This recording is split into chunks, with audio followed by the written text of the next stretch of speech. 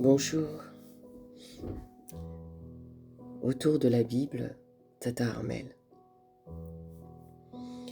Alors je viens vous lire le chapitre 3 du livre de Deutéronome, parce qu'hier j'ai lu mais je ne l'ai pas enregistré pour que vous puissiez en bénéficier correctement de cette lecture. Je vous ai, pour toutes les personnes qui veulent écouter la lecture encore une fois, mon Facebook a été piraté et du coup, pour le moment, j'attends un tout petit peu avant de mettre un nouveau Facebook en marche et certifié pour la suite de ce ministère EVE. Alors, sinon, vous pouvez aller sur mon YouTube, parce que je fais des lives sur YouTube actuellement pour pouvoir préserver vous qui me suivez en fait sur YouTube, sur les réseaux, et pour ne pas manquer en fait ce qui se passe. Donc du coup, vous allez écouter des lives de 1 heure, de 2 heures, parce que j'aime la profondeur de la marche, j'aime la profondeur de la lecture. Donc si tu es un lecteur et que tu es vraiment tombé amoureux, je pense que pour toi, ce n'est pas compliqué de prendre le temps d'écouter, de comprendre les révélations, de comprendre en fait comment le Seigneur se déploie pour nous enseigner. Merci Seigneur encore pour ce temps. Je mets ces moments entre tes mains, Seigneur. Que toute la gloire et l'honneur t'appartiennent et que tu puisses régner encore, Papa. Que tu puisses régner, Seigneur. Que tu règnes encore, Papa, et que tu touches celui qui va s'arrêter et écouter. Que ton nom soit élevé dans le nom de Jésus. Demain, c'est notre jour. Ça y est, le temps est arrivé. On est le 5 et demain, c'est notre conférence. Pour toutes les personnes qui souhaiteraient participer, c'est gratuit. Que le Seigneur vous bénisse et qu'il ouvre votre entendement par rapport à cette lecture. Amen, amen, amen. Nous sommes dans le chapitre 3 du livre de Deutéronome. Yahweh livre Ogé, roi de Bassan, entre les mains d'Israël. Vous savez, ce livre de Deutéronome, c'est un peu la récapitulation encore de tout ce qui s'est passé. Nous voyons un Moïse qui fait le point avec ce peuple-là, comme leur berger. Mais ici, le premier berger, celui qui dirige toute situation, c'est simplement Yahweh. Et Moïse pouvait prendre toutes les instructions avec Yahweh pour pouvoir arriver. Parce que lui ne rentre pas dans la ville où coule le lait et le miel à Canaan. Il reste de l'autre côté. Et la succession se passe avec Josué. Je lis la Bible. Alors nous nous tournâmes et nous montâmes par le chemin de Bassan. Et Ogé, roi de Bassan, sortit nous rencontrer avec tout son peuple pour nous combattre. Et Édréi et Yahweh me dit, ne le crains point, car je te le livre entre tes mains, lui tout son peuple et son pays. Et tu lui feras comme tu as fait à Sion, roi des Amoréens, qui demeurait à Hesbon. Ainsi Yahweh notre Dieu livra aussi entre nos mains Ogé, roi de Bassan. Avec tout son peuple, nous le bâtîmes sans laisser de survivants. En ce même temps, nous prîmes aussi toutes ces villes. Et il n'y eut point de ville que nous ne lui prîmes pas.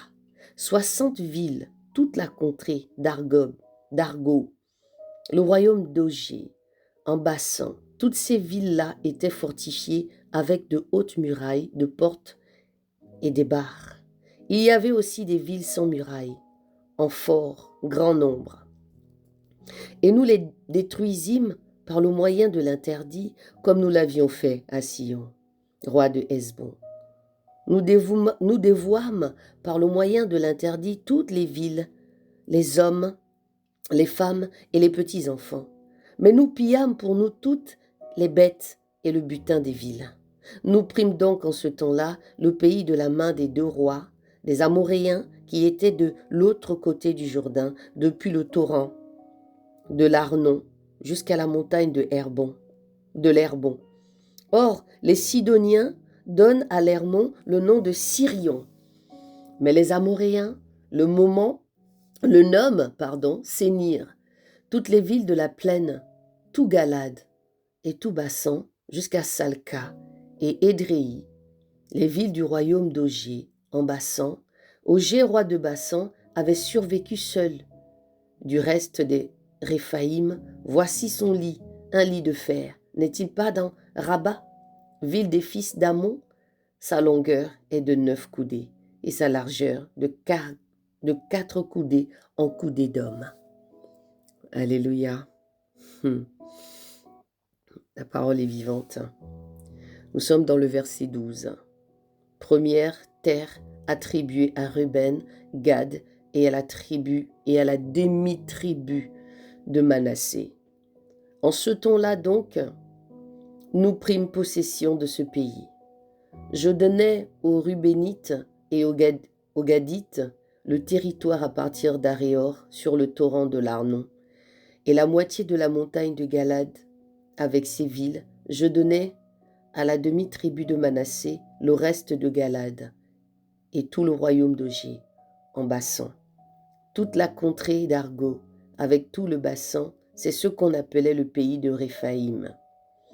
Jaïr, fils de Manassé, prit toute la contrée d'Argo jusqu'à la frontière de Gueshuriens et des Macassiens, et il donna son nom à Bassan, appelé village de Jaïr, jusqu'à aujourd'hui. Je donnai aussi Galade à Makir, mais aux Rubénites et aux Gadites. Je donnai de Galade jusqu'au torrent de l'Arnon, dont le milieu du torrent sert de frontière, et jusqu'au torrent de Jabok, frontière des fils d'Ammon. La plaine et le Jourdain de la frontière de Kinéret, jusqu'à la mer de la plaine, la mer salée au pied de Pisga vers l'Orient. Or, en ce temps-là, je vous ordonnai, en disant, Yahweh, votre Dieu, vous donne ce pays pour le posséder. Vous tous qui êtes vaillants, vous passerez armés devant vos frères, les fils d'Israël, seulement vos femmes, vos petits-enfants et vos troupeaux, car je sais que vous avez beaucoup de troupeaux, resteront dans les villes que je vous ai données. Jusqu'à ce que Yahweh ait accordé du repos à vos frères comme à vous, et que eux aussi possèdent le pays que Yahweh, votre Dieu, leur donne de l'autre côté du Jourdain. Puis, vous retournerez chacun dans l'héritage que je vous ai donné en ce temps-là. J'ordonnerai à Josué en disant, tes yeux ont vu tout ce que Yahweh, votre Dieu, a fait à ces 2 rois. Yahweh en fera de même à tous les royaumes vers lesquels tu vas passer. Ne les craignez point, car Yahweh, votre Dieu, combattra pour vous. Je me suis arrêtée là-dessus hier en plus, en disant que nous faisons certaines choses, mais nous ne nous rendons pas compte que Dieu combat pour nous. Mais comment nous devons comprendre le combat de Dieu pour notre vie? C'est si on est né de nouveau, si nous sommes réellement convertis. Il y a des choses que nous ne pouvons plus faire quand on est converti, quand on a compris que c'est Dieu qui combat pour nous. Dieu ne combat pas pour celui qui ne marche pas avec lui. Dieu ne combat pas pour quelqu'un qui s'auto-proclame enfant de Dieu alors qu'il n'est pas sanctifié, alors qu'il n'est pas mis à part pour pouvoir être travaillé et qui comprenne cette nouvelle identité qu'il porte au jour d'aujourd'hui. Quand la Bible dit que Yahweh combattra pour nous, ici c'est Moïse qui le dit, nous allons retrouver encore cela avec les psaumes de David, qui appelle son Dieu dans toutes circonstances, qui appelle Yahweh dans toutes les situations de sa vie, qui appelle ce Yahweh-là pour lui crier, parce que sa vie était consacrée à Yahweh. Et il pouvait le dire aussi bien, que Yahweh a mis une table entre ses ennemis et lui. C'est la même chose de celui. C'est la même chose parce qu'il combat pour nous. Il combat celui qui marche avec lui. Il combat pour nous. Et c'est ce qu'il fait ici avec ce peuple-là. Parce que ce peuple l'appartient. Parce que ce peuple, il a sorti de l'Égypte. Parce que ce peuple a été pris et considéré. Il y en a qui ont accepté. Il y en a qui sont partis. Tout le monde n'est pas resté dans ce désert. Il y en a qui sont partis. Des milliers de personnes sont parties parce qu'ils étaient nombreux. Il y a eu des générations en générations. Et si on parle de Manassé, c'est les fils de Joseph. On parle des enfants de Manassé, l'héritage, les générations. Car la Bible dit que Yahweh, votre Dieu, combattra lui-même pour vous. Nous sommes dans le verset 23. Alléluia, merci Jésus. Moïse n'entrera pas dans la terre promise. En ce même temps, j'implorais la grâce de Yahweh en disant, Seigneur Yahweh, tu as commencé à montrer à ton serviteur ta grandeur et ta main puissante. Car quel est le Dieu dans le ciel et sur la terre qui puisse faire selon tes œuvres et selon ta puissance, que je passe, je te prie, et que je vois ce bon pays de l'autre côté du Jourdain, ces bonnes montagnes et le Liban. Moïse savait qu'il n'allait pas rentrer. Il savait qu'il n'allait pas rentrer à Canaan à cause de ce doute qu'il a pu avoir avec Aaron quand le Seigneur leur a demandé de frapper pour pouvoir faire jaillir de l'eau.